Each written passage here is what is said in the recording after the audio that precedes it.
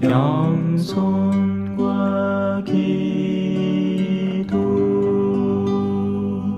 천미 예수님, 좋은 질문이고요. 우리 하느님의 은총이 어디까지 미쳐서 우리의 죄가 어떻게 해소될 수 있을 것인가 하는 그런 훌륭한 질문이에요. 우리는 하느님의 은총의 힘에 대해서 하느님의 은총의 힘에 대해서 너무 평가절하하는 경우가 많습니다. 하느님의 은총의 힘은 우리의 모든 죄의 짙음보다 훨씬 더 능력 있고 힘이 있기 때문에, 그래서 우리가 성사를 볼 때 이런 경우가 많아요. 내가 성사를 보긴 봤는데 용서되실라, 이 말은 곧 내가 생각한데 내 죄는 이마한데 하느님이 그걸 지었다 해도 그래도 내가 이마에 지은 걸 하느님이 고래 지울 수 있을까이? 하는 일종의 나의 판단이 하느님의 그러니까 거룩한 능력보다 더 우선하는 상황에 놓이게 되는 거죠. 그래서 믿는다라는 개념은요, 우리의 합리성을 벗어나는 겁니다.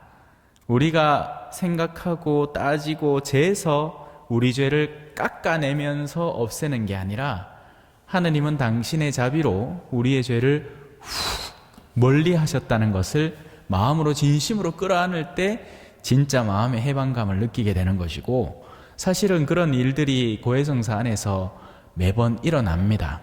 다만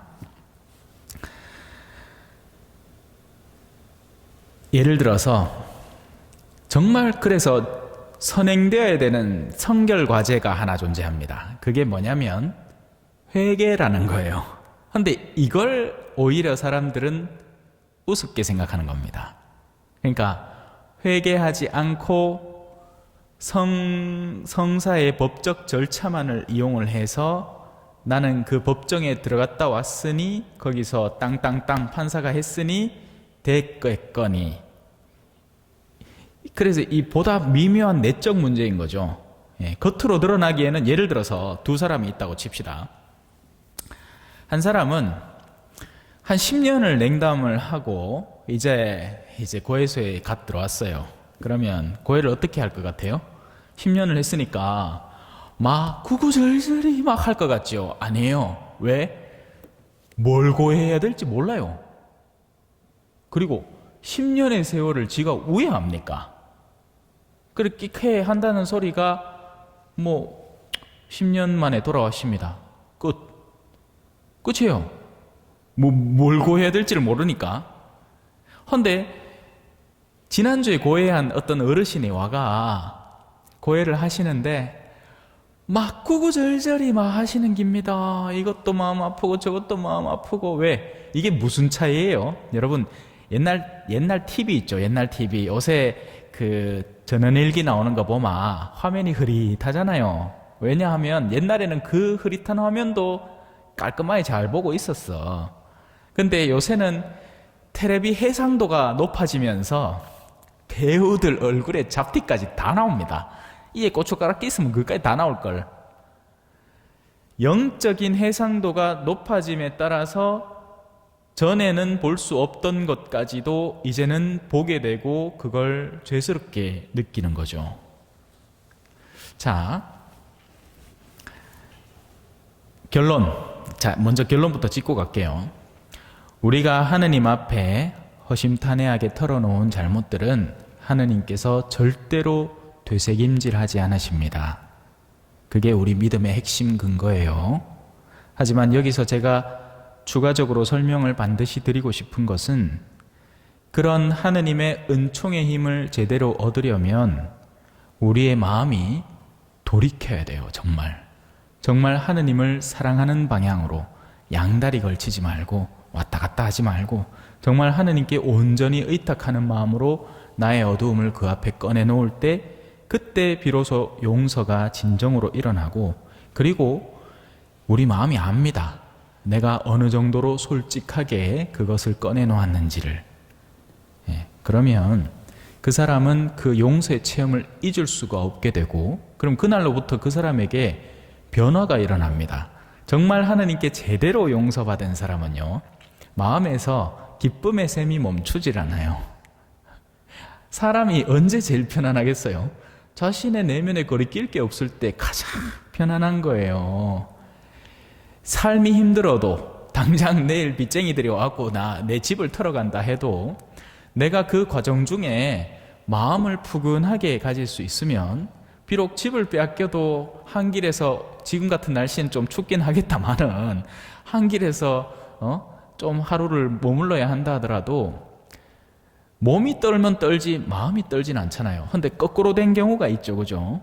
뜨끈뜨끈한 방에 지내는데 마음속에 누구를 향한 증오와 원한이 샘솟으면서 그 멀쩡한 뜨끈뜨끈한 방에서 손이 덜덜덜덜덜덜 떨리는 경우가 있습니다.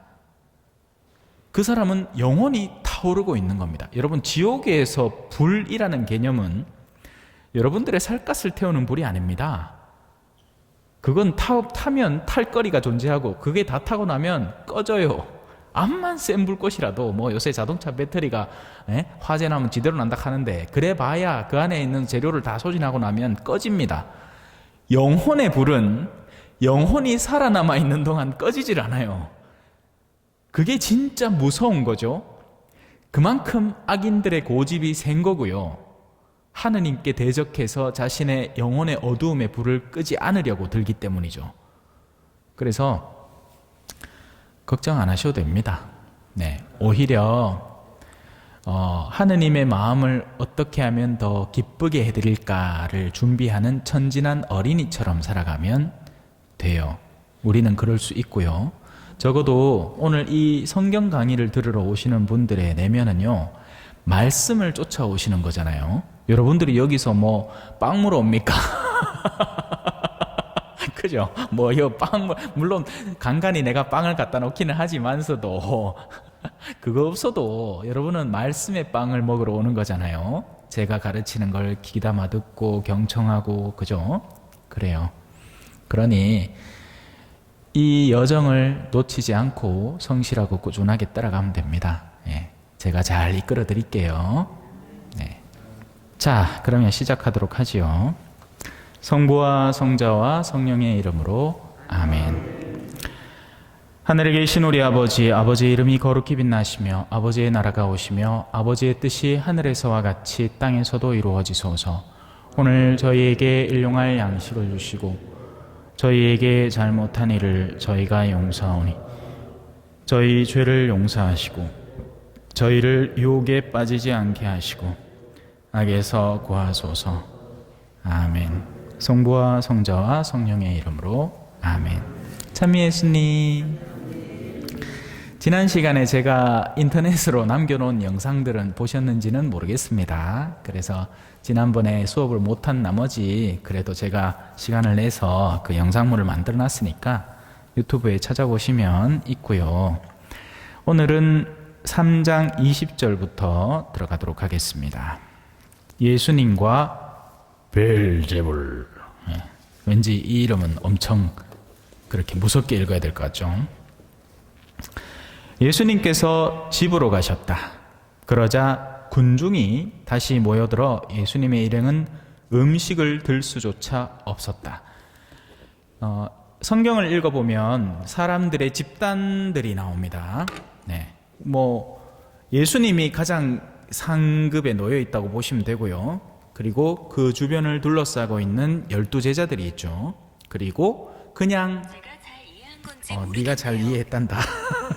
야, 요새는 시계가 말을 하는 시대라 갖고 이거 좀 조용히 시켜야 돼. 자, 다시 돌아옵시다. 예수님이 가운데 계시고 그 예수님을 둘러싼 제자 12사도, 이 예수님이 더욱 소중히 여기는, 얼마 전에 이제 12사도를 뽑았다가 바로 그 앞부분에 나와요. 그리고 그 주변 일대를 둘러싼 제자들이 있습니다. 그리고 그 다음에 이제 우리는 군중을 살펴볼 수 있죠. 제자들은, 12사도들은 당신이 사명을 맡기는 부류에 속하는 이들이에요.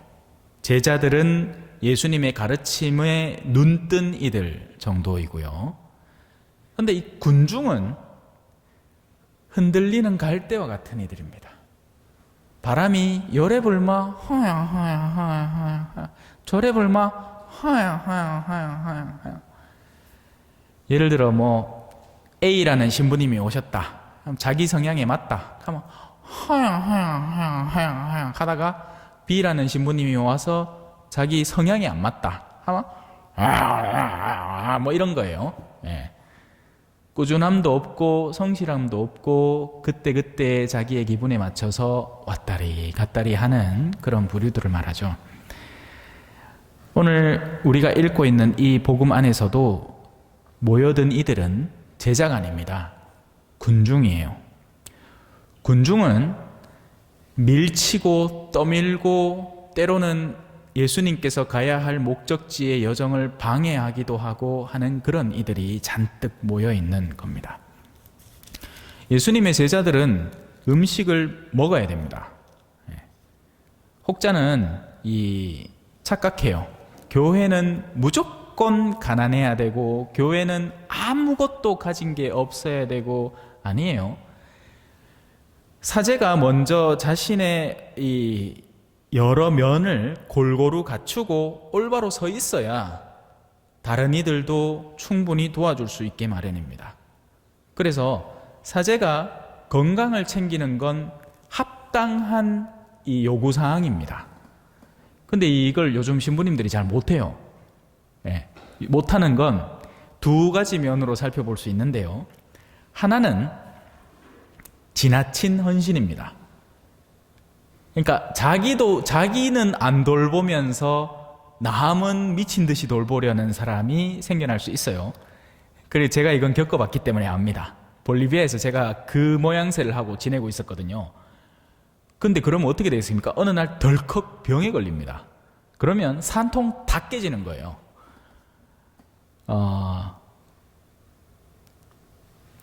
제가 결정적으로 한국에 돌아와야겠다고 생각한 게 뭐냐면 2015년도에 한번 쓰러졌습니다. 급성간염으로. 그리고 그때 한국에서 치면 얼마 안 되는 돈이에요. 근데 그 동네로 치면 어마어마한 돈을 지불하고 병원에서 나올 수 있었습니다. 하루 병원비가 100불씩 나왔거든요. 그냥 입원해 있는 그 비용이. 한국에서 치면 아무것도 아닌 것 같겠지만 그 동네에는 한 달 임금이 한 가난한 노동자의 임금이, 그 동네, 우리 동네 사는 사람들의 임금이 한 120불, 150불 되기 때문에 그 돈을 쓰면서 하루씩 머물고 있었는 거예요. 그리고 두 번째 2016년도에는 결정적으로 이제 제가 그 쓸개에 담석이 생겼죠. 그리고는 1차적으로 엑스레이를 찍으니까 이게 돌이 큰 게 아니고 잔돌이 있어서 언제든지 담낭관을 막으면 터질 수 있다. 한국에 오면 아무것도 아닌 질병이에요. 그리고 실제 아무것도 아니었어요. 돌아와서 대구가톨릭대학병원에 입원해서 띠 내고 3일 있다가 바로 티 나왔으니까. 그러고 나서는 주교님한테 인사를 갔더니 멀쩡하네? 그거는 저한테 주신 게 사수성당이었어요. 예. 도저히 못 있겠더라고요. 그 쓸데없는 비용을 여기서 지불을 하면서. 그래서 주교님께 편지를 드렸고 오라 했어요. 사제는 건강을 챙겨야 됩니다. 헌데 이제 여기서 두 번째 파트가 나옵니다. 건강을 너무 안 챙겨도 문제고, 건강을 챙긴다는 핑계로 말도 안 되는 일들을 해도 안 됩니다. 건강을 핑계로 해서 지나치게 화려하거나 값비싼 무언가를 시도하는 것도 바람직하지 않아요. 거기에 대해서는 이제 이 정도로 하고 그냥 두루뭉술하게 넘어가겠습니다. 여러분들의 개인적인 체험이 있으면 잘 아실 거고, 아니면 그냥 그러려니 하고 들으시면 됩니다. 자기가 똑바로 서 있어야 됩니다. 그래서 음식을 먹어야 돼요. 근데 이 군중 때문에 음식을 못 먹는 겁니다. 그리고 음식의 종류는 비단 입으로 들어가는 밥만이 아니죠. 그죠? 지적인 양식도 우리는 마음의 양식이라고 표현을 하죠. 또 정서적인 양식도 필요합니다. 그런 부분을 누가 보완해주고 도와줘야 할까요? 사제 지 혼자 다 합니까? 못해요. 제가 해보니 알겠습니다. 사수성당에서 혼자 살림을 살아보고 하는데 성당에서 오는 요구들은 밀려오지. 집에 들어가면 세탁기 돌리고 뭐 밥하고 설거지하고 어떻게 될 것 같아요? 대충 해먹는 거예요. 예, 귀찮고 성가시니까 그냥 귀찮아 그냥 있는 거 대야 먹고 과일 한 조각 썰어가 먹고 차 부는 겁니다. 그냥. 그러니 이게 망가지더라고요. 더. 예. 몸은 몸대로 지쳐가고 생각도 생각대로 너덜너덜해져가고 마음대로 이제 시달리는 거죠. 원래 그런 걸 보완하라고 교회가 있는 겁니다. 교회는 군중이 아니에요, 여러분. 교회는 제자들이죠. 하느님의 말씀을 듣고 싶어하는 이들이 모여서 그 말씀 속에서 기쁨을 누리면서 그리고 그 필요한 이 사제의 여러 가지 것들을 챙겨주고 보완해주라고 있는 것이 교회입니다. 사제는 교회와 더불어서 기쁨을 누리고 누가 이 양들을 돌보면서 양털을 그죠? 무조건 헌신 봉사하라고 있는 게 아니잖아요. 예. 아니에요. 거기에서 기쁨을 누리라고 교회가 주어지는 겁니다. 그래서 저는 지금 제가 여기 주임이긴 하지만 다음에 또 어떤 신부님이 오시더라도 잘 챙겨드리고 필요한 것들을 잘 도와주셨으면 좋겠어요. 네, 지금까지 잘 해오셨고요. 자, 군중은 그런 것과는 상관없는 이들인 겁니다. 그저 예수님을 자기 필요에 의해서 써먹으려는 이들, 이 군중이에요. 그분이 음식을 먹기나 말기나 그분이 뭐가 필요한 게 있기나 없기나 상관없어요. 이들은 자기 목적을 달성하는 일이라면 뭐든지 써제끼는 사람이 되는 겁니다. 마치 메뚜기 때처럼. 그죠? 메뚜기가 어디 아이고 너는 이 곡식이 많이 익었으니까 내 여기서 한 20%만 먹고 가야지 하는 메뚜기가 어디 있습니까? 그죠? 와 딸려와갖고 싹 먹고 티쁘지. 그죠? 그래요. 군중은 그런 메뚜기 같은 존재들인 거죠. 그래서 때로는 예수님은 일부러 물가에 배를 띄워놓고 군중을 가르치십니다. 안 그러면 밀치거든요. 예.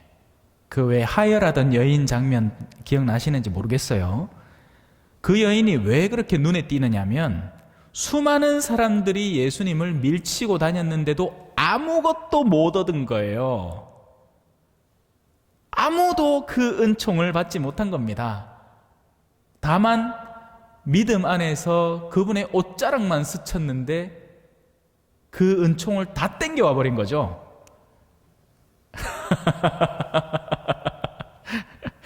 재밌지 않나요? 예수님이 바로 옆에 있어. 바로 옆에. 오늘날 같으면 우리 예수님 무덤 가갖고 그 혹시나 은총 찌끄레기 남아있을까봐 손수건 들고 그 무덤을 빡빡 밀고 온다 아닙니까? 그죠? 얼마 전에 샀는 아로마 향이가 있잖아. 왜 좋은 향. 그거 띠띠띠띠 뿌리갖고 그거 빡빡 밀고 닦아온다 아닙니까? 예수님 무덤 돌가루라도 좀 묻혀 올랐고. 얼마 전에 파티마 성모상 어디서 왔다 카이끼네. 그 손수건 들고는 막 빡빡 문 뗀다 페인트 가루 좀 뜯어갈랐고. 그렇게 해서 얻어질 수 있는 게 아니라고요. 은총은 그렇게 땡기는 게 아닙니다. 은총은 진실한 갈망으로 땡기는 거예요. 욕구할 때 비로소 모이는 것이고 갈증할 때 내가 채워지는 거죠. 돌덩어리를 물에 암만 담가봐야 껍데기만 살짝 젖고 맙니다. 스펀지는 아주 잠깐이라도 물에 적신 순간 어쩌면 물 전체가 말라버릴 정도로 스펀지 안에 물이 뿌악 차오를 수 있어요. 그 비밀을 이해할 줄 알아야죠. 군중은 예수님이 어떤가 저떤가 아무 상관없습니다. 자기 필요가 중요한 거죠. 그래서 예수님은 군중에서 밀쳐지는 겁니다. 자, 그런데 그런 와중에 더 심한 이들이 여기 등장을 합니다. 이제 다 오신 것 같은데 저 문을 살짝 닫으마 좀 덜 춥지 싶다 우리 어르신들. 네. 고맙습니다. 우리 마티아. 자, 다시 돌아올까요? 제일 가깝다고 생각하는 이들, 제가 이제 여기 초전에 와서도 목격하게 되는 건데요. 혈연, 지연, 학연, 뗀뗀하잖아요. 예? 우리가 남이가 해놓고 남이라 실제로는 남보다 더해. 예? 남도 그런 남이 없어. 차라리 모르던 사람이면 그냥 보다가 그냥 인사라도 쓱 하겠다. 아이라 카있겠네요. 친척들이 소문을 듣고 그분 누구? 예수님을 붙잡으러 나선 겁니다. 이 사람들은 예수님이 광기에 서려 있다고 생각하고 미쳤다고 생각하는 거예요. 사실 우리의 외적 활동은요, 우리의 내면에서 기인하는 거거든요. 그래서 예수님에 대해서 우리가 어떤 내적 생각을 구축하느냐에 따라서 그냥 미사만 와도 좋은 사람이 있어. 나는 그냥 막 미사 안에 살았으면 좋겠는 기라. 우리 본당에서 제일 섭섭한 게 막 목요일날 미사 없는 게 제일 섭섭하고 그랄기라, 그런 분은. 예. 하지만 우리는 이제 이 성경 강의를 그래서 메꿔 넣었죠. 저는 이 기회를 놓치지 않았습니다. 네. 더할 나위 없이 좋은 기회더라고요. 성경 강의 하나 탁 끼워 넣기에. 네. 얼마나 좋아, 그죠? 예수님을 사랑하면요, 예수님과 관련된 모든 것을 사랑하게 됩니다. 그분의 말씀, 그분이 남기고 간 행적, 그분의 숨결이 맞닿아 있는 성인들 다 사랑하게 돼요. 그리고 그 가운데 가장 아름다운 만남이라고 한다면 성체 성사와의 만남이겠죠. 그래서 그런 사람들은 신부님이 누가 오건 강론을 잘하건 못하건 인물이 눈이 쪽잡아 째졌건 눈이 후리후리하게 잘생겼건 아무 상관없어. 예수님만 만나면 되거든. 그런데 그게 아닐 때는 이제 맛을 따지지. 저 신부는 강론이 좀 맛이 없다, 저래 하면 안 되지. 어느샌가 자신이 주교님이 된 겁니다. 그죠? 주교님도 그런 얘기는 안 할 거예요. 사제 본연의 직무를 존중하지. 어느샌가 평가를 내리는 겁니다. 저 사람은 저래서 안 돼, 저 사람은 저래서 안 돼. 아니에요. 머지않아 사제 씨가 말할 겁니다. 왜? 입학자가 쪼는데, 예? 졸업자가 어떻게 생겨나요? 제 입학 때 몇 명 했더라? 30명인가 했거든요. 반타작 합니다. 반타작 한다고 보시면 돼요. 반타작. 예. 요번에 뭐 8명인가 들어갔대요. 그럼 몇 명 신부 될 것 같아요? 잘 돼봐야 4명이고 적게 되면 3명입니다. 더군다나 현대사회가 유혹이 좀 많습니까? 안 그래요? 명예에 대한 유혹, 금전적인 유혹, 또 이성에 대한 유혹, 젊은 시기에 정말 시달릴 수밖에 없거든요. 오죽하면 그 연배에 이 주변을 보십시오. 오늘 아침에도 내가 우체국 간다고 소파 하나 들고 가는데 한 분이 저 노래방에서 씩 나오더라. 다 뒤집어 쓰고 혹시나 뭐 들킬까봐. 부끄러운 줄은 아는 모양이지. 그런데 그래, 그 혈기왕성한 젊은 사제 주변에 가만히 있겠느냐고요. 예. 또 여성들의 내면이 예전과는 많이 달라졌습니다. 예전에는 남자들이 대시해 주기를 기다렸잖아요. 이제는 막 달리듭니다. 진짜로. 예. 가만히 있다가 뼈까지 씹으면 키워.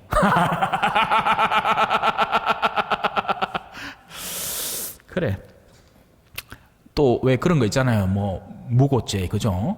예. 작정하고 달라들마 뭐 별 짓을 다 할 수 있습니다, 실제로. 예. 말도 안 되는 모함을 할 수도 있고, 한 사람을 무너뜨리기 위해서. 그러니까 악을 자행할 수 있는 수단들이 너무 많아진 거죠.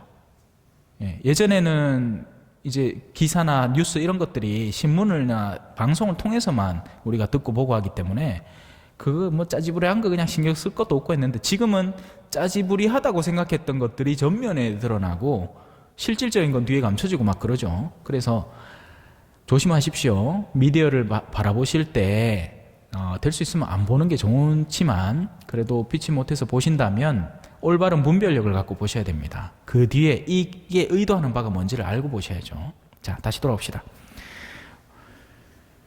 친척들이 예수님을 붙잡으러 나섭니다. 예언자는 고향과 자기 고을과 그죠? 자기 고장에서는 절대 환영받지 못한다고 하죠. 예, 여전히 그렇습니다. 그들은 예수님께서 미쳤다고 생각한 겁니다. 자, 거기에 한술 더해서 참 여러분 예수님이야 하느님의 아들이라는 자의식이 분명하신 분이니까 그죠? 그래도 견뎌냈을 거지만 견뎌내는 것과 그런 일이 실제로 벌어져서 아무 느낌도 없는 건 다른 거예요. 예수님은 가장 인간적인 분이셨기 때문에 죄의 고통을 고스란히 다 당했습니다. 아니, 그게 이 그리스도론의 핵심 과제거든요. 만약에 예수님을 이 사람은 그냥 하느님이다 하고 인간을 덜렁 잘라버리면 어떤 일이 벌어지느냐면 쇼하는 겁니다. 쇼. 아야 살살 박아라. 아이고 아프구만. 옆구리 찔렀고 아야 살살 찔러라. 왜? 나는 신이거든. 나는 통증도 조절할 수 있고 모든 걸 자유자재로 할 수 있고 내가 지금 여러분 앞에 보이는 건 그냥 하나의 쇼밖에 안 되는 겁니다. 아니에요. 예수님은 실제 그 찔리고 괴롭히고 우리가 이 지금 추보 갖고 방금 문을 닫았잖아요. 한 대 쪼매만 있어 보이소. 덜덜 떨지요. 예수님은 춥고 배고프고 괴롭고 그 모든 고통을 고스란히 다 당하신 겁니다. 그러면서도 정신을 잃지 않고 뚜렷한 의지로 내가 이 한 방울의 피로 죄인들을 더 구해내리라. 성 토마스의 성취찬가에 이런 표현이 있죠. 당신 피 한 방울만으로도 온 세상을 구원하고도 남겠거니. 맞아요.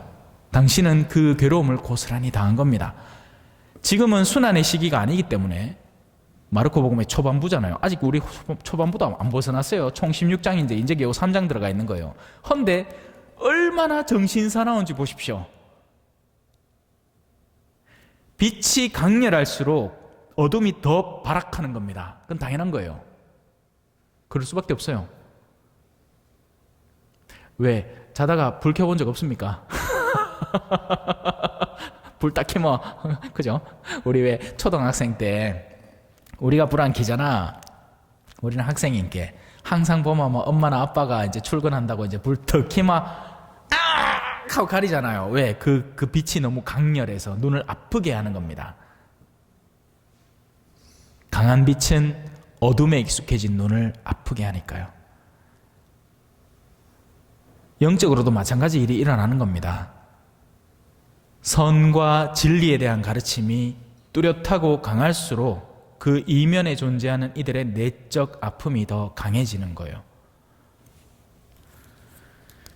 그러니 그만큼 증오와 혐오가 생겨나는 겁니다. 모함이 생겨나고요. 왜? 빛을 끄면 내가 안녕하다고 생각하는 거죠. 맞잖아요. 그죠? 누가 아침에 일어났는데 개슴츠레한 눈에 강렬한 빛을 켜요. 그러면 당장 우리가 하는 소리가 뭡니까? 불 꺼라! 더 자야 된다! 그게 가장 빠르고 쉬운 해결책이죠. 하지만 더 나은 해결책은 뭐겠습니까? 자리를 털고 일어나서 눈을 빛에 적응시키고 하루를 시작하는 또 다른 옵션도 있지만 이건 나한테 너무 큰 과제인 겁니다. 그렇기 때문에 불을 꺼버리는 게 더 빠르고 쉽고 나은 해결책이 되는 거죠. 영적으로도 마찬가지인 거예요. 내 영혼을 괴롭히는 존재가 있잖아요. 그런데 그 괴롭히는 존재가 가진 것이 진리라면 그 진리를 꺼버리는 게 빠른 수단인 겁니다. 아주 재밌는 거죠. 그래서 여러분들이 집안에서도 사회에서도 올바름을 유지하려고 할 때 여러분을 꺼버리려는 사람들이 등장하게 마련이에요. 여러분들이 올바로 살고 있다면 말이죠. 그게 아니고 어둠에 동화되어 있다면 어둠의 친구가 될 겁니다. 예. 우리가 남이가 짱 남이다.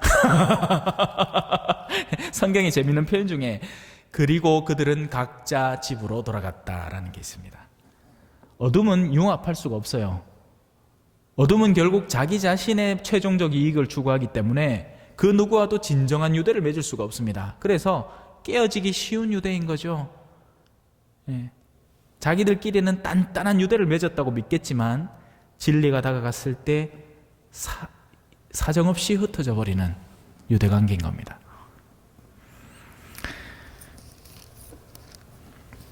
한편 예루살렘에서 내려온 율법학자들이 그는 베엘제불이 들렸다고도 하고 그는 마귀 우두머리의 힘을 빌려 마귀들을 쫓아낸다고도 하였다.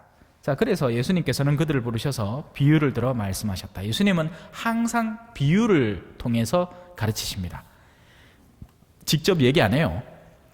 저도 제 하는 모든 가르침 속에 사실상 비유를 얘기하고 있는 겁니다. 제가 언제 뭐 제 실질적인 어떤 그러니까 제가 볼리비아에서 겪은 체험담은 이거는 상관없고, 근데 제가 실제로 겪고 있는 일을 여러분에게 꺼내지 않습니다. 비유로 얘기하는 거죠.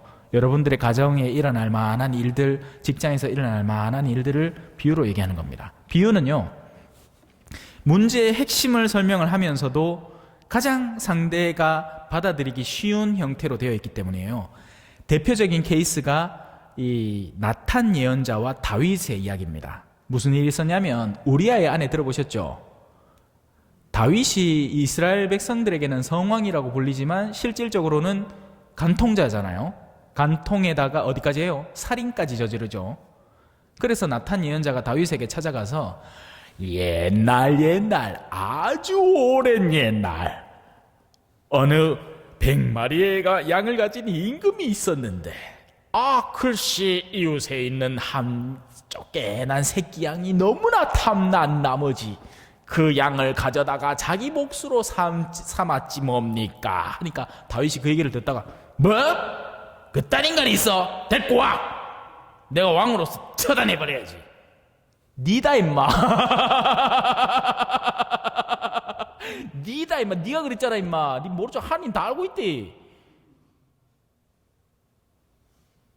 비유란 참 재밌죠. 비유는 우리를 정상적으로 생각하도록 도와줍니다.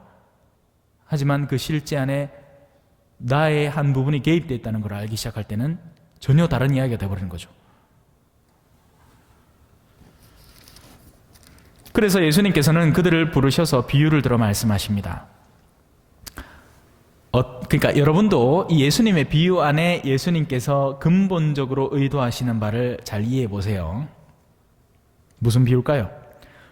어떻게 사탄이 사탄을 쫓아낼 수 있느냐? 한 나라가 갈라서면 그 나라는 버티어내지 못한다. 한 집안이 갈라서면 그 집안은 버티어내지 못할 것이다. 사탄도 자신을 거슬러 일어나 갈라서면 버티어내지 못하고 끝장이 난다. 자, 이제 더 중요한 비유가 나옵니다.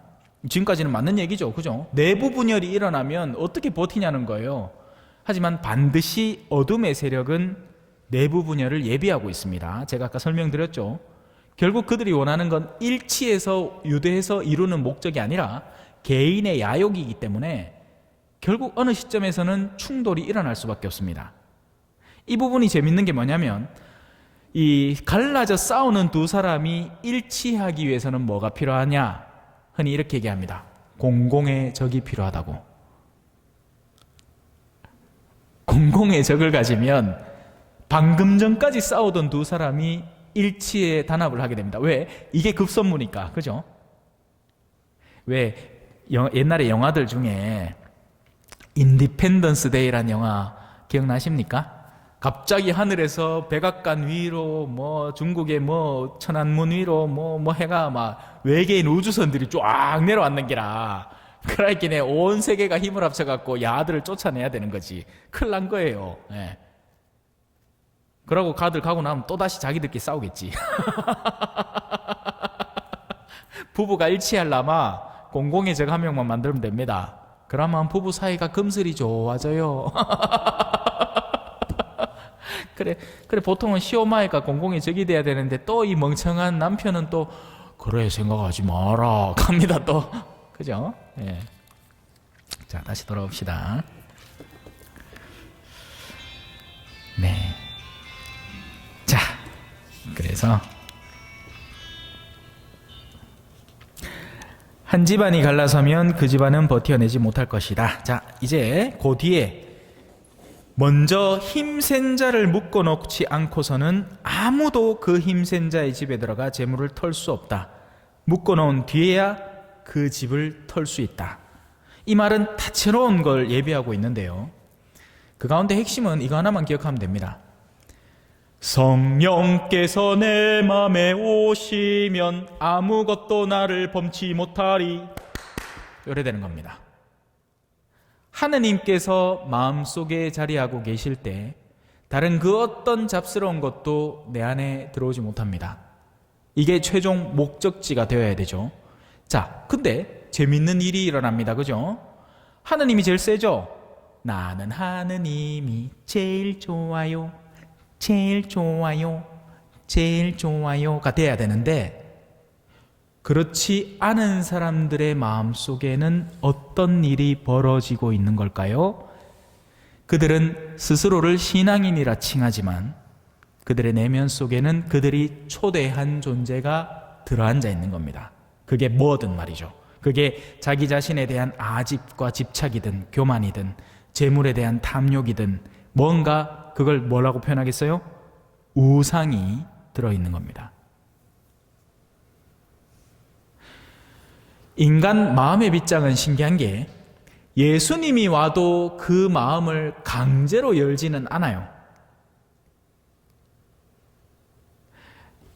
자, 내가 오늘부터 너를 자유로운 존재로 만들겠노라. 내가 너에게 자유를 부여하니 이제 너는 선을 선택하면 선한 존재가 될 것이고 악을 선택하면 악한 존재가 될 것이다. 이게 하느님이 우리한테 최초로 부여한 자유잖아요. 그 자유를 위해서 선악과를 두신 겁니다. 선악과가 없으면 옛날에 왜 러브스토리 기억나십니까?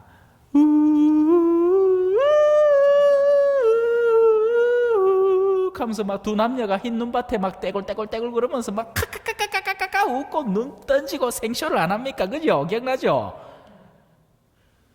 흰 옷을 딱 입혀놓고 눈밭에 보내면서 흰 옷 더럽히지 말해.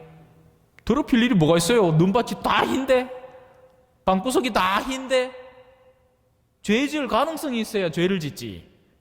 그러면 그에게 자유를 부여했는지 안 했는지 어찌합니까? 자유가 없는데. 아니, 자유를 발휘할 가능성 자체가 없는데. 그래서 선악과를 두시는 겁니다. 그리고 하느님은 알고 있었어요. 이들이 언젠가는 그들에게 선물된 자유를 지 마음대로 쓸 거라는 걸. 그래서 시작부터 구원 계획까지 세워놓은 겁니다. 그들이 선을 선택하면 그 자체로 아름다운 일이지만 악을 선택하더라도 구원의 계획에 따라서 다시 본궤도를 찾아올 틀을 만들어 놓은 거죠. 이해가 되십니까? 이거 굉장히 중요한 신학적 내용이에요. 하느님은 알고 계셨어요. 그리고 구원 계획을 잡아 놓으신 거죠. 그래서 예수님은 태초부터 지금까지 영원한 진리인 겁니다. 예수님은 우리의 구원자예요. 자, 뭘 설명하려고 했어? 우리 꼬맹이가 와가지고 이제 순간 잠깐 정신이 흐트러졌어요.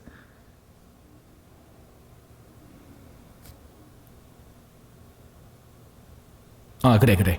자, 우리 내면에 존재하는 이는 내가 문을 열고 받아들일 수밖에 없습니다. 내가 집어넣어 놓은 거예요, 이거. 딴 사람이 나한테 강제 주입시킨 게 아니라고요. 인간에게 자유가 부여되어 있는 이상은 우리가 하느님 아닌 어떤 다른 것이 있을 때는 내가 그것을 열고 그걸 내 안에 집어넣어서 그걸 기준점으로 삼고 있는 겁니다. 그리고 그 때문에 내가 괴로워하는 거죠. 그러면 자, 이제 어느 정도 결론에 도달해 갑시다. 악마가 세요? 하느님이 세요? 너무 멍청한 질문이죠? 하느님이 셉니다. 자, 이제 코끼리 냉장고 넘는 법 배워봅시다. 1. 냉장고 문 연다. 2. 코끼리 집어 엮는다. 3. 냉장고 문 닫는다. 자, 이제 사자를 냉장고에 넣는 법 배워봅시다. 1. 냉장고 문 연다. 2. 코끼리 꺼낸다. 3. 사자 엮는다. 4. 냉장고 문 닫는다. 우리가 하느님께 문을 열면 그분께서 보다 힘센 자기 때문에 어둠을 묻고 당신이 우리 마음을 차지하시는 겁니다. 실마리가 누구한테 있습니까? 하느님께 있는 게 아닙니다. 하느님은 미리부터 그 모든 준비 과정을 마련해 놓으셨고 우리가 해야 되는 거예요.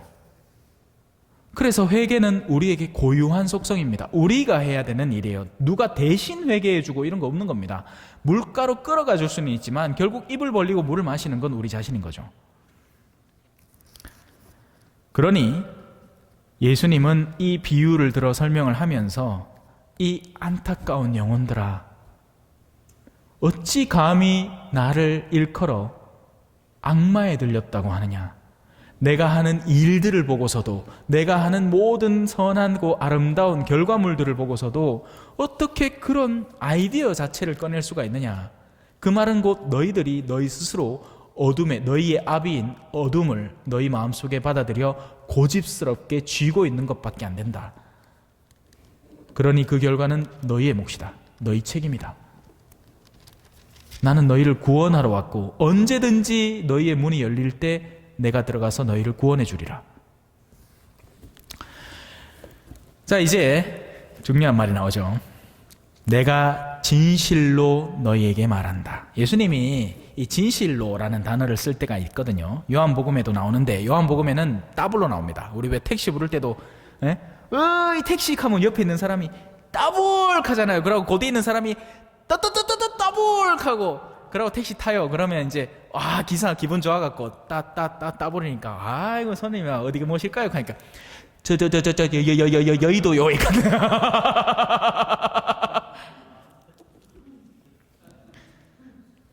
옛날에는 참 그죠? 예, 그랬어요. 참 재밌는 일들이 많았죠.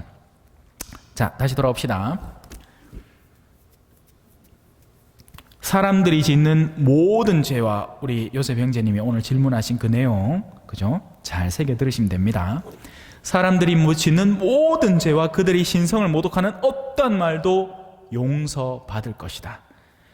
하느님의 용서는요, 뭔가를 전제로 하고 니는 지금은 용서해 주지만 나중에 네가 한 거 고스란히 다 기억해서 다 까발려 버릴 거다, 아니에요. 하느님 앞에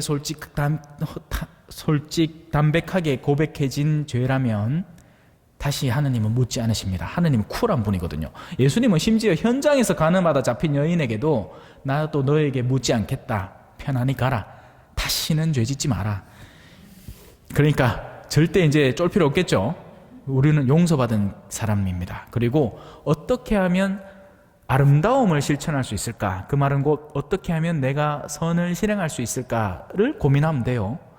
또 행여라도 내가 약하잖아요. 우린 약해요. 저도 약하고 여러분도 약하죠. 쓰러질 수 있잖아요. 그럼 또 쪼르륵 쫓아가면 돼요.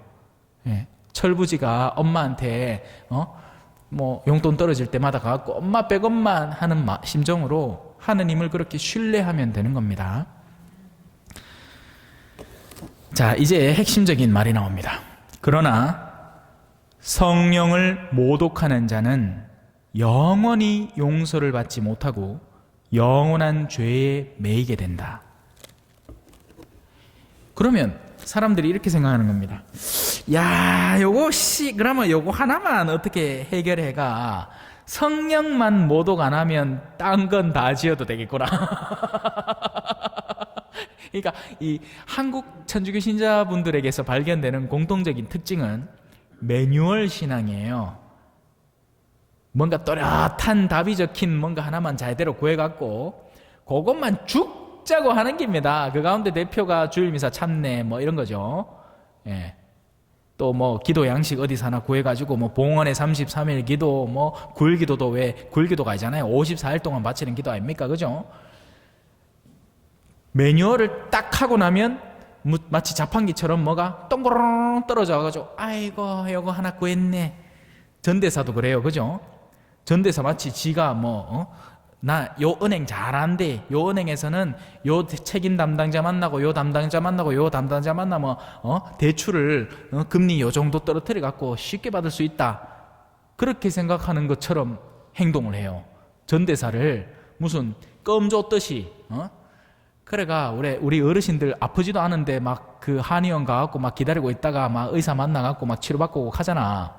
그거 비슷하다 했긴 해. 전대사 있다 가마 여 멀리가 저 멀리, 그것도 하루에 3번씩 극하고 앉았다. 왜? 그렇게 정해져 있는 거 하마 뭐 준다 했긴 해. 그래가 요거 받아갖고 요거는 니 주고 요거는 니 주고 은총이 어디 무슨 뭐 우리 소나기에 들어있는 겁니까? 하느님의 자비로 우리에게 허용된 거지. 참, 이 말의 핵심적인 의미를 잘 이해해야 됩니다. 성령을 모독한다는 것은 무슨 말일까요? 거룩하신 영을 우리는 어떻게 모독할 수 있을까요? 앞서 벌써 전제를 깔아놨어요. 어떤 죄를 지어도 다 용서받을 수 있다. 그게 전제예요. 그러면 성령은 어떻게 모독할까요? 이렇게 모독합니다. 성령께서 뜻하시는 바에 반항할 때, 거꾸로 서 있을 때 성령을 모독할 수 있는 겁니다. 자, 그러면 그 가운데 대표 하나를 얘기해 드릴게요. 수많은 예를 들 수 있겠지만 성령을 어떻게 구체적으로 모욕할 수 있는지. 너희의 죄가 다홍같이 붉어도 내가 양털같이 희게 하리라. 그것이 하느님의 거룩한 영, 성령의 뜻입니다. 나는 너희를 용서하겠다. 자, 이제 의심이 발동되기 시작합니다. 이 정도 죄도 용서받겠습니까? 그 대표격이 누구였어요? 베드로와 유다였습니다. 둘 다 예수님을 배반하는 죄를 지었어요. 그런데 베드로는 당신의 권위에 다시 가서 뉘우쳤습니다. 그리고 3번 배반했으니 너 나를 사랑하느냐, 너 나를 사랑하느냐, 예 주님 사랑합니다를 3번 반복해서 회복했습니다. 유다는 어떻게 했죠?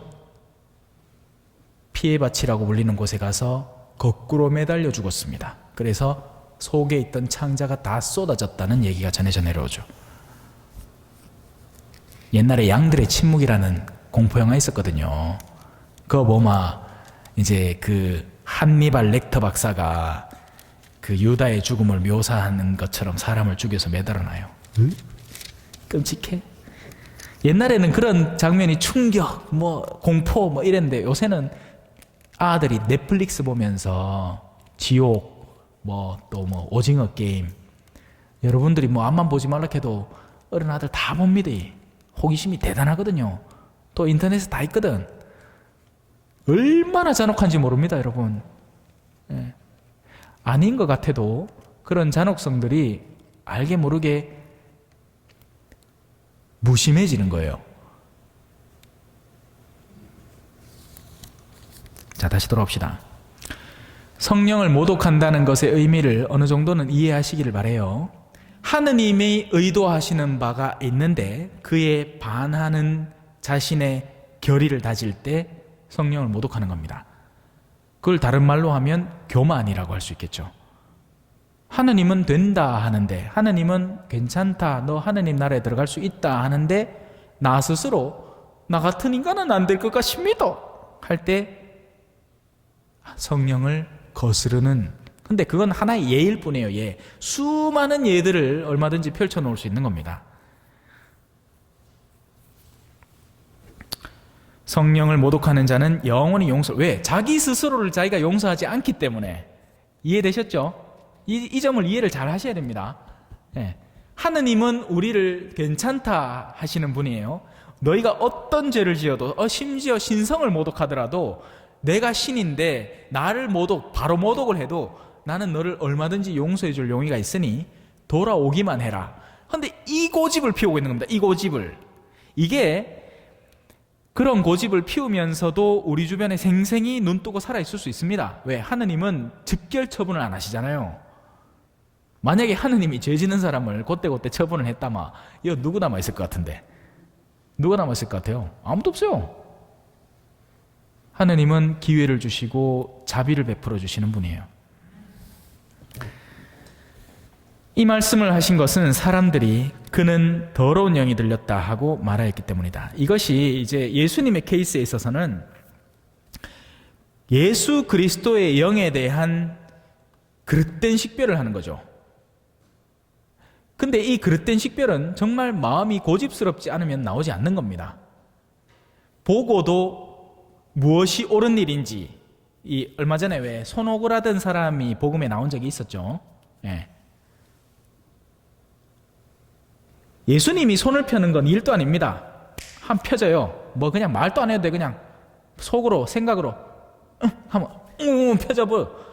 근데 그때 오그라들 있었던 건 그 가운데 서 있던 사람의 손이 아니라 그 주변에서 예수 전마 저거 오늘 안식일인데 원래 같으면 파공해야 되는데 안식을 지켜야 되는데 일 하나 안 하나 보자. 왜? 뭔가를 치유하는 건 일이니까 두고 보자 이놈의 새끼. 사람들 마음이 오그라들어 있었던 겁니다. 제가 이 본당에 와서 펴려고 길을 쓰고 있는 것도 그거고요. 여기서 뭘 펴겠어요? 예? 여기서 뭐 갑자기 무슨 뭐 신앙 잔치를 벌여가지고 뭐 행사를 크게 해가지고 뭐 그럴 이유 없어. 벌써 한 번씩들은 다 천주교 교회에 있다는 거 아는 사람들이고 냉담한 사람들 일찍부터 냉담하고 앉았고 중요한 건 그게 아닌 거예요. 중요한 건 여기 계신 여러분들의 마음과 이게 확장되어서 우리 성당 신자 미사에 오시는 분들의 마음이 펴지는 겁니다. 그런데 그 마음은 어떻게 해야 펼 수 있을까요? 어떻게 하면 펼 수 있을 것 같아요? 그냥 무조건 갖고 오냐 하면 그냥 확 펴질 것 같아요? 아니에요. 그렇게 했을 때는 오히려 그들의 악이 강화될 수도 있습니다. 분별을 제대로 하지 않고 식별을 제대로 하지 않은 채 옳은 것이 옳다고 해야 되고 그런 것을 그러다고 해줄 줄 알아야 그 식별 속에서 진정 참된 것을 향해서 마음을 펴내올 수 있는 거죠. 어떤 때는 지 하는 게 그냥 괜찮았다가 어떤 때는 지 하는 게 뭔가 그릇됐다가 이런 변덕스러움 속에서는 오히려 그게 강화되어 버리는 겁니다. 다음에 변덕을 기다리면서 말이죠. 신부님만 바뀌면 또 예전으로 돌아갈 거야. 그렇겠지 당연히. 하지만 예수님 만날 수는 없는 겁니다. 그런 마음으로는. 자, 이제 예수님의 참가족으로 들어가 봅시다. 바로 그때 예수님의 어머니와 형제들이 왔다. 자, 이 구절을, 그러니까 이런 구절이라든지 여러 가지 것들을 개신교 신자들은 공격의 빌미로 삼습니다. 봐라, 여 성모님이 지금 예수님 잡으러 왔다 아이가. 근데도 너희는 성모님이 뭐 대단한 사람이라고 마리아를 그렇게 섬기고 앉았나? 그건 몰라도 너무 모르는 소리죠. 성모님에 대한 아름다운 성경적 진리는 루카복음 1장에 고스란히 나와 있습니다. 그분이 고백하신 우리가 레지오 까테나 때마다 부르는 마리아의 노래가 성모님의 신학의 핵심입니다. 성모님은 당신 안에 말씀을 품고 그것을 열매 맺어 내게 한 분이에요. 거기에선 절대 의심하면 안 돼요. 그러면 성경은 어떻게 읽느냐? 여기 나오는 말들 조합해서 결론을 짓는 게 아니라 근본적인 성경의 의도 자체를 바탕으로 그 성경을 읽어서 그 성경 안에서 이루어지고 있는 상황을 이해해야 하는 겁니다. 성모님은 친척들을 사랑하고 친척들을 품어 안기 때문에 그 친척들의 요구를 받아들여서 예수님 앞에 다가오게 된 겁니다. 성모님을 필두로 해갖고 예수 쫓아내자, 저 또라이 전마 저거 끌어내라, 이게 아니고 성모님은 양선하신 분이시기 때문에 죄인들의 요구들조차 품어 안으시는 분으로 보이는 거죠. 그렇잖아요, 그죠? 툭하면 세계대전 일어나면 성모님이 와서 기도해라, 회개해라, 메시지를 전하고 주님이 오신다, 그걸 준비해야 되지 않겠나. 루르드의 성모, 우리 대구교구의 그죠? 파티마의 성모님, 수많은 발현들 속에서 성모님은 교회의 어머니로서 자녀들의 투박한 청까지도 다 품어 안아 주시는 분이에요.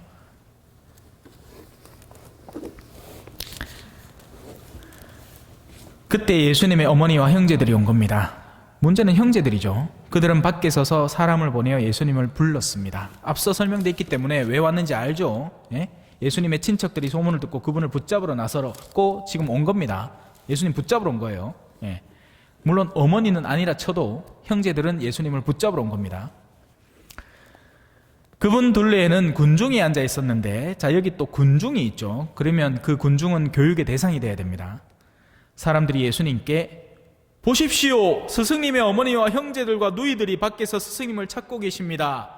오, 우리 위대하신 스승이시여, 당신의 혈연이 단단히 물려있는 사람들이 왔으니 그들을 먼저 만나봐야 하지 않겠습니까? 뭐 어쩔 것 같아요. 그죠? 그러니까 제가 여기 와서 이렇게 쉽게 관찰하게 되는 건 이 위치를 막 잡으려고 애를 쓴다는 겁니다. 누가 새로 오면 이 새로운 인물의 위치가 어딘가, 혹시나 무슨 혈연 관계가 존재하나, 학연 관계는 어떤가, 지연 관계는 어떤가, 어디 살고 어디에서 어떻게 뭐 예전에 누구하고 살았고 누구 집 자식이고 뭐 이런 거 다 탁탁탁탁탁탁 정리를 해야 비로소 마음을 안심을 하는 듯한 느낌이에요. 여기도 비슷한 일이 벌어지고 있는 겁니다. 당신 친척 왔습니다. 스승이시여. 그러니 그분들에게 합당한 자리를 내어드리고 당신은 그분을 신경 써야 되지 않을까요? 그때 예수님이 산통 다 깨는 얘기를 하는 거죠. 누가 내 어머니이고 내 형제들이냐 하고 반문하시는 겁니다. 그리고 바로 이 부분 때문에 개신교 신자들은 성모님을 예수님이 폄하했다라고 얘기를 해요. 아니에요. 전혀 그렇지 않습니다. 당신 주위에 앉은 사람들을 둘러보시며 이제 가르침의 핵심을 전하는 거죠. 이들이 내 어머니고 내 형제들이다. 그러면 이들은 누군데? 하느님의 뜻을 실행하는 사람. 그리고 그 가르침은 지금 군중에게도 주어지는 겁니다. 왜? 군중은 듣기만 하고 있기 때문이죠. 제자들이 실행하는 이들이죠. 그들이 바로 내 형제요, 누이요, 어머니다. 자, 이제 여러분에게 묻겠습니다. 예수님의 말씀, 하느님의 말씀을 자기 안에 온전히 수용을 해서 가장 아름다운 결실로 뿜어낸 사람은 누구겠어요? 우리 성당에 성모상이 없구나. 누구? 성모님입니다. 성모님은 이 자리에서 언뜻 배척당하는 듯이 보이지만 예수님의 가장 확고한 답변을 듣고 계시는 거예요. 우린 성모님 사랑하면 돼요. 걱정하지 말고. 그죠? 자, 이제 한 10분 남았는데 씨 뿌리는 사람의 비유로 한번 들어가 볼까요? 이 씨 뿌리는 사람의 비유는 예수님표 강론이에요. 그래, 제가 따로 이거 숱하게 하기도 했고, 그죠? 한번 읽어봅시다. 예수님께서 다시 호숫가에서 가르치기 시작하셨다. 항상 위치가 그때그때마다 바뀌죠, 그죠? 산이 있고요, 호숫가가 있습니다. 호숫가는 뭔가 정신없고 혼란스러운 곳이에요. 그래서 사람들에게 전해지는 가르침도 그들의 현실에 맞가진 가르침이 전해집니다. 씨 뿌리는 사람의 비유도 사실 그렇습니다. 예수님이 보다 상위의 가르침, 영적인 여정 가운데에서 보다 중요한 섬세한 식별과 분별을 가르칠 때는 산에서, 그래서 이 베드로, 야고보, 요한을 데리고 어딜 가요? 타볼산에 올라가죠. 그리고 거기에서 변모하시는 모습은 아무한테나 안 비죠. 와, 비줬다 난리 나거든. 사람들은 그 모습을 보고는 유령이다 칼 끼고 난리 날 거예요. 호숫가에서 제자들이 예수님 물 위 걸어오는 거 보고 외쳤는 것처럼. 그래서 그런 모습은 산 위에서 이루어집니다. 특별한 이들에게 선물되는 특별한 은총과 같은 거죠. 호숫가는 사람들의 마음이 혼탁하고 혼란스러운 곳이라서 보다 쉽고 들으면 이해할 수 있는 그들 현실에서 꺼내온 비유들로 가르침이 전해지는 겁니다. 너무 많은 군중이 모여들어, 제가 아까 얘기했죠. 때로는 군중에게서 거리를 둘 필요가 있다고요. 안 그러면 군중이 어떻게 한다? 밀쳐버리는 겁니다. 아닌 게 아니라 보좌 신부를 처음에 발령받아 가면요, 정신없는 초대에 시달리게 됩니다. 그래서 여러분들 학사님일 때 하고 보좌 한 2-3년 지나고 나서 사진을 2개 탁 똑같은 데서 찍어가지고 딱 비교해보면 두툼해요. 왜? 밀쳐 다니기 때문에 그렇습니다. 보좌 신부님을 초대해서 밥을 애써 먹이려는 사람들이 있죠. 그런데 저는 이제 그런 분들의 그 기초적인 선한 마음은 존중은 하지만 신부님을 너무 밀치지 않았으면 좋겠어요. 만약에 보좌 신부님이 먹을 게 없다, 그럼 먹여야지. 그럼 먹이는 게 맞죠, 그죠? 배고픈 게. 그런데 그게 아니잖아. 식간이 엄연히 있고 매 끼니 식사가 오히려 거기서 더 건강하게 나오는데 막 밀치는 거예요. 왜? 이제 새 신부님이니까 그 새 신부님 한번 데리고 막 사주마. 내 어디가 얘기할 것도 생기고 네 아닙니다. 네 그 신부님하고 바깥이 못돼. 또 나중에 시간 한참 지나갖고 그 신부님 보자 때 내가 밥 사미겠다 아이가 칼라고 막 오만 때만 뭘 다 하는 거예요. 또 이 선물 사주고 저 선물 사주고 요 선물 사주고 막. 근데 그러는 통에 정신 똑바로 박힌 보좌 신부님이라면 괜찮겠지만 어떻게 될 것 같습니까? 내 이런 좋은 걸 처음에는 황송해야겠지만 나중에는 누가 선물을 딱 주잖아요. 이 말라고 내한테 갖고 오는겨? 내 뭐 좋아하는지 모르나? 이카고 앉았다 갈긴 해. 그럼 되겠어요? 안 돼요. 계란을 몇 개 갖다 줘도 고마시면 돼. 내 잘 먹게요. 볼리비아의 그 사무실에 앉아 있으면 그 막 개슴츠레한 아줌마 있거든요. 예? 그 현지 사람 있어요. 볼리비아 사람도 다 똑같은 사람이 아니에요. 피가 좀 섞기가 얼굴이 뽀야마 성공 가도를 달리는 기고 인종적으로 더 나은 인종인 거죠. 스페인 피가 더 많이 섞였으니까. 근데 그게 아니고 진짜 현지인들은 우리 동양인 비슷해요. 색깔도 비슷하고 그거다 햇빛 끄슬리 찍혀있긴 해. 막 한 데다가 왜 치마도 희한한 거 입고. 근데 그런 어르신들 가운데에서 또 우리 신부님 챙기고 싶은 사람이 있잖아. 그럼 뭐 들고 오겠어요? 어떤 때는 저한테 우리나라 그러니까 내가 그 동네 말로 뭘 받았는데 내가 이게 뭔지를 몰랐는 게야. 풀뿌리를 받았어요. 나중에 찾아보니까 근대 난 지금 근대라 해도 난 아직도 몰라 그게 뭔지. 사전 찾아봐서 찾긴 찾았어. 근대를 나한테 준 거야. 내가 그거 못 쓰겠어요. 요리도 할 줄 모르는데 일단 받았어. 고맙신데. 예. 그하고는 이제 우리 식간자매님한테 요거 집에 가 요리해 드시소. 난 쓸 줄 모르니까. 하지만 얼마든지 누구든지 그 소중한 마음이잖아요. 마음. 그 마음을 잘 받아들여야 되는 거죠. 그죠? 그래요. 근데 그렇지 않다니까. 밀쳐 다니다 보면 세속이라는 떼국물이 줄줄 흐르다 보면 내가 이렇게 받는 게 이게 내가 당연한 게구나. 아이고 그래 그러면 이래 나한테 더 좋은 걸 갖다 줘야지. 그거하고 앉았다 갔긴 해. 접대를 받아가 떡 까마 주는 거 맛있게 먹으면 되잖아요. 뭐 김치찌개를 하나 주더라도 그죠? 근데 안 그렇다가 생각이 벌써 쓱 바뀌어갖고 이 상은 얼마짜리고 이딴 거 생각하고 앉았는 거예요. 그러면 큰일 남깁니다. 그 진짜 그게 밀치는 거예요. 뭐 옆에 가고 사람을 민다고 밀치는 게 아니라 영혼을 밀어버리는 거죠. 여러 가지 세속 정신에 물들어가도록. 그래서 그걸 피해서 배를 띄워서 군중은 모두 호숫가 무태 그대로 앉아있고 예수님은 떨어져서 가르치는 겁니다. 사제는 좀 떨어져 있을 필요가 있어요, 여러분. 예. 그래서 사제의 어떤 고유한 시간은 어느 정도는 좀 보장이 돼야 됩니다. 그래야 물론 그 사제 나름이지. 혼자 갖다 놨는데 뭐 전신만 씨는 혼자 놀고 앉았고 뭐 이상 그할 수도 있고 혼자 갖다 놓으면 비로소 이제 좀 성찰을 하는 겁니다. 책도 좀 읽고. 하지만 저는 얘기합니다. 고해성사는 여러분들의 권리예요. 예. 근데 정작 쓰라는 건 또 안 쓰고 또 엉뚱한 밀치는 건 오만상 밀치려고.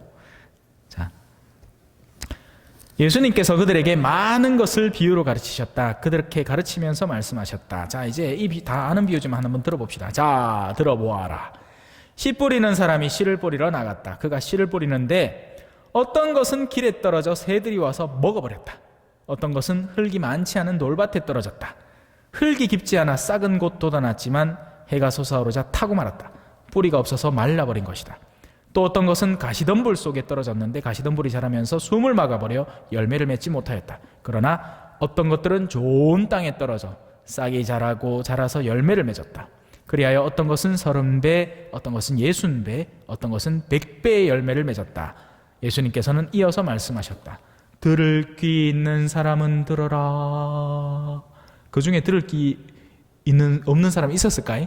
뭐 무슨 누가 병사가 베드로가 마치 대사제 종의 귀를 쳐서 잘라버린 것처럼 뭐 귓바퀴가 없나? 다 귀 있지. 그러니까 그거 앉아 있지. 마음에도 귀가 있습니다. 들으려는 의지. 사람은 자신이 선호하는 걸 들을 수밖에 없습니다. 마음에 내키는 걸 들을 수밖에 없어요. 그 자리에 그냥 앉아있다고 해서 다 듣는 게 아니에요. 마음으로 끊임없이 저항하고 앉아있을 수도 있거든요. 하지만 아무리 멀리 떨어져 있어도 내가 호기심 갖고 듣고 싶은 건 예를 들어 유튜브를 스르륵 흘리다가 이거 내가 좋아하는 기사인데 내가 좋아하는 무슨 뉴스인데 하면 그거 스쳐 지나가다가도 팍 눈치채고는 멈춰갖고 딱 듣습니다. 그게 사람이에요. 그죠? 네. 우리 마음 속에 듣고자 하는 게 들리고 그게 누적되어 쌓여가는 겁니다. 적어도 여러분들은 자발적으로 여기 오셨고 그 말은 듣고 싶어 하기 때문에 지금 제가 여러분에게 드린 말에 하다못해 일부라도 그 안에 씨앗이 뿌려지는 거죠. 요것만 건드리고 넘어갈게요. 비유로 말씀하신 이유가 뭘까? 예수님께서 혼자 계실 때 그분 둘레에 있던 이들이 12제자와 함께 와서 비유들의 뜻을 묻습니다. 예수님께서 그들에게 대답하십니다. 자, 요 중간에 나오는 요 말은 군중에게 전해진 게 아니에요. 그래서 요 말은 지금 여기 계시는 여러분들에게 조심스럽게 전해지는 겁니다. 예수님께서 그들에게 대답하셨다. 너희에게는 하느님의 나라가 신비가 주어졌지만 기쁘지 않습니까? 주어진 거예요. 신비가 주어진 겁니다. 여러분, 일상의 영역이 있고 신비의 영역이 있어요. 일상의 영역은 다른 사람 누구나 다 보는 영역입니다. 뉴스에 나오는 영역이고 누가 뭐 했다, 누가 저 했다, 돈을 얼마나 벌었다, 어디 투기를 하면 뭐가 한다. 근데 신비의 영역은 보려는 사람에게만 보이는 겁니다. 이거 완전히 다른 거예요. 사람이 신비의 눈을 뜨기 시작하면요, 미사 자체가 달라 보여요. 신비의 눈을 안 뜬 사람에게는 저기 봐라, 언제 끝나노, 아이고 내가 이거 몇 년까지 해야 되노, 아이고 지금 죽겠네. 신비의 눈 뜨면요, 내가 허리가 아파도 기어코 끄실고 나온다. 미사 갈랐고 사제가 어르신 내 관면 드릴 테니까 이제 고마 집에 쉬소. 오늘 눈도 오고 가는데 미끄러져가 자빠지면 크게 다친다. 캐도 나온다. 물론 여러분은 그러지 마세요. 순명할 줄도 아세요. 사제의 순명에도 신비의 영역이 있으니까. 그죠? 신비의 눈 뜨면요, 세상 자체가 달라 보여요. 신비의 눈 뜨기 전에는 성당 건물이 중요하지만 신비의 눈 뜨고 나면 성당에 오는 분들의 영혼이 중요해지는 겁니다. 그걸로 진짜배기 건물을 짓는 거죠. 신비의 눈 뜨면 안 보이던 영역이 보여요. 다 똑같은 성당 나온다고 해서 똑같은 사람도 아니고요.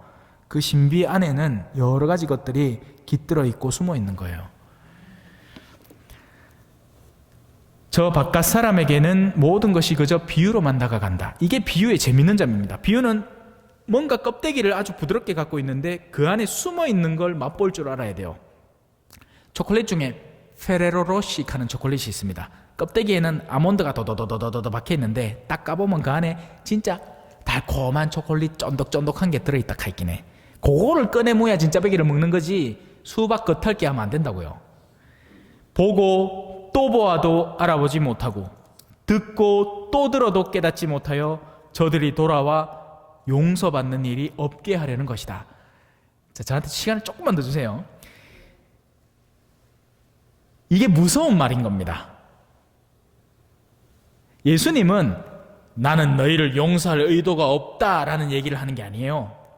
이 말을 듣고서라도 내가 용서가 필요하겠구나라는 걸 깨달아서 그 안에 숨어있는 비유를 파고들어서 이해할 수 있도록 노력하라는 이야기지, 예수님이 너는 봐도 모를 끼다, 너는 용서받을 일이 절대 없을 끼다 라고 얘기하는 게 아닙니다. 그럴 것 같으면 아예 이 말 자체를 하지를 않을 거예요. 왜냐하면 그럴 가치가 없으니까.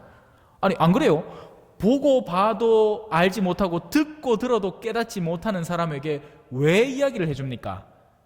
하지만 이 이야기를 함으로써 그들이 정말 돌아오기를 간절히 바라는 예수님의 마음이 역으로 드러나는 거죠.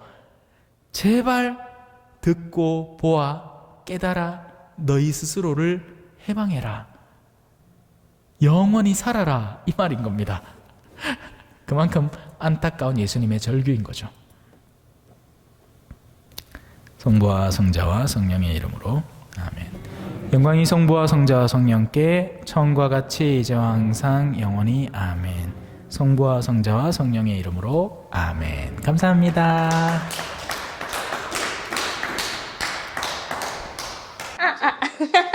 찬미 예수님, 겸손과 기도.